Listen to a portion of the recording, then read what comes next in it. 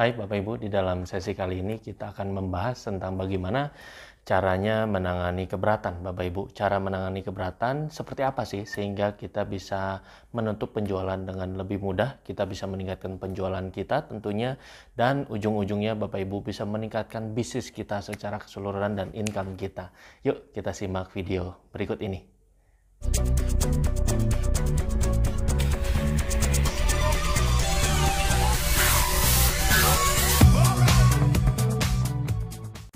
Bapak Ibu semua, ketemu lagi dengan saya Hendy Lianto, Bapak Ibu, dan video minggu ini ya saya akan membahas tentang yang namanya seri tentang penjualan dan marketing, Bapak Ibu, sales dan marketing. Nah, Bapak Ibu semua, satu hal yang banyak ditakuti oleh para sales, orang sales atau marketing adalah tentang namanya keberatan. Ya, tentang yang namanya suatu objection. Bapak Ibu, di mana objection atau keberatan ini Bapak Ibu akan menghambat, ya akan membuat kita jadi tidak pede, membuat kita bahkan jadi sering tidak melakukan yang namanya penjualan. Bahkan kita suka jiper, kita takut duluan kalau menangani yang namanya keberatan, Bapak Ibu. Nah, Bapak Ibu semua, kita harus pahami, Bapak Ibu, yang namanya keberatan itu beda banget gitu dengan penolakan. Ya, di video sebelumnya Anda bisa lihat, klik di atas tentang 4 jenis keberatan. Saya sudah menjelaskan di sana bahwa yang namanya keberatan itu beda dengan penolakan. Jadi jangan takut dengan yang namanya keberatan, Bapak Ibu, toh Anda belum ditolak. Keberatan tandanya bahwa mereka membutuhkan informasi lebih, Bapak Ibu semua. Nah, Bapak Ibu, di dalam sesi kali ini, Bapak Ibu, sebelum saya masuk lebih dalam, Bapak Ibu consider untuk bisa subscribe ya, dan juga silakan Bapak Ibu untuk bisa men-sharingkan video ini juga kepada relasi-relasi Anda, sehingga mereka, Bapak Ibu semua, bisa mendapatkan manfaat daripada sesi berikut ini ya. Nah, Bapak Ibu, saya ingin mempropos Anda satu teknik di dalam menangani keberatan yang saya sebut dengan teknik klarifikasi. Jadi apapun jenis keberatan yang ada, Bapak Ibu, Anda bisa menggunakan teknik ini ya, teknik klarifikasi begitu Bapak Ibu. Kalau di dalam NLP saya sebut dengan teknik meta model begitu ya. Tapi Anda lebih jauh deh ikut praktisi NLP mungkin begitu ya, supaya lebih jelas ya tentang teknik meta model ini, atau dalam bahasa sehari-hari di dalam penjualan dan menangani keberatan ini kita sebut dengan klarifikasi. Jadi apapun itu Bapak Ibu, kita harus klarifikasi keberatan daripada setiap calon pelanggan, calon nasabah, calon buyer Anda. Karena belum tentu Bapak Ibu apa yang memang mereka berat-beratkan begitu ya, itu sebenarnya keberatan yang sesungguhnya. Jadi kita harus gali dulu lebih dalam. Misalkan Bapak Ibu ya, orang bilang bahwa produknya mahal. Nah, kita klarifikasi dulu, tanya Bapak Ibu, ya Pak, saya paham mungkin produk ini bisa disebut mahal begitu ya oleh Bapak, saya paham sekali. Nah Pak, boleh nggak Pak atau Ibu saya tahu ya mahal dibandingkan dengan apa produk yang saya jual ini Pak? Biar dia jelaskan Bapak Ibu, produk lebih mahal dibandingkan dengan apa? Oh, dibandingkan produk yang si B ini, Bapak kan dari perusahaan ABC yang XYZ ini seperti ini Pak. Ya oke. Ya, biar dia jelaskan dulu. Nah Pak, ternyata Pak, kenapa produk kami lebih premium dan lebih mahal? Bapak bilang, saya juga tidak menyalahkan Bapak karena kualitasnya beda Pak. Kita jelaskan bahwa memang ada harga, ada rupa begitu ya selalu ya. Nah, kita jelaskan kenapa kita tinggi, kenapa kita premium harganya. Nah, sehingga mereka terbuka.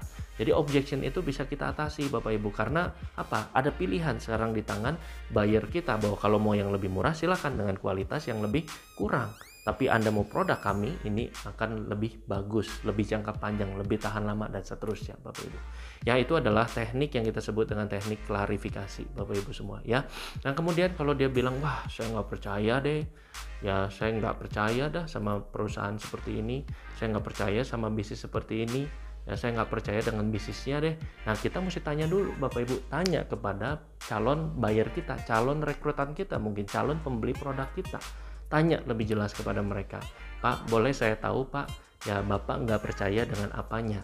Apakah Bapak nggak percaya dengan perusahaannya? Apakah Bapak tidak percaya mungkin dengan konsep daripada bisnis seperti ini? Atau Bapak tidak percaya mungkin dengan saya Pak sebagai yang menawarkan Bapak? Karena memang kita dulu teman ya Pak ya, begitu ya. Nah itu, ya biar dia state, saya nggak percaya dengan perusahaannya lah, kan ini perusahaan yang baru. Jadi no trust atau tidak percaya itu pun berbagai macam ragam. Saya nggak percaya. Nah, nggak percaya apanya? Kita klarifikasi. Apakah tidak percaya konsep bisnisnya? Tidak percaya produknya kah akan works? Tidak percaya dengan kitanya kah sebagai orang yang mau menawarkan?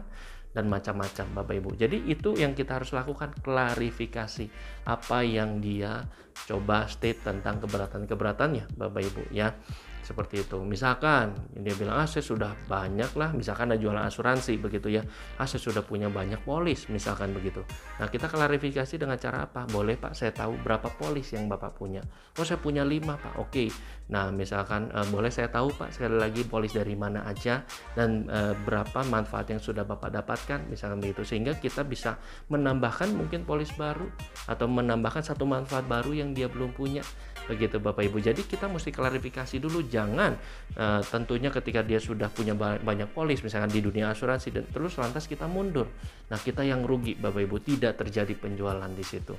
Maka Bapak Ibu, apapun keberatan, baik itu no money, nggak ada uang, ya baik itu no trust, ya tidak ada kepercayaan, jangan buru-buru begitu ya. Saya tanya dulu lah istri saya, nggak apa-apa ya kalau saya tanya dulu Pak, itu keputusan yang bagus loh Pak, tanya kepada istri begitu, bilang boleh Pak kita klarifikasi, saya mungkin mendampingi Bapak nanti ya untuk membantu menjelaskan juga kepada istri sudah sejauh apa Pak istri mengenai misalkan bisnis atau produk yang saya tawarkan ini. Kita klarifikasi dan kita bantu supaya kita bisa ketemu dengan istrinya, karena Bapak Ibu yang namanya pasangan itu suka saling mempengaruhi, bener nggak? Satu negatif, kadang-kadang satu udah positif, jadi bahaya. Jadi dua-duanya kita netralisir Bapak Ibu, supaya tidak ada yang negatif.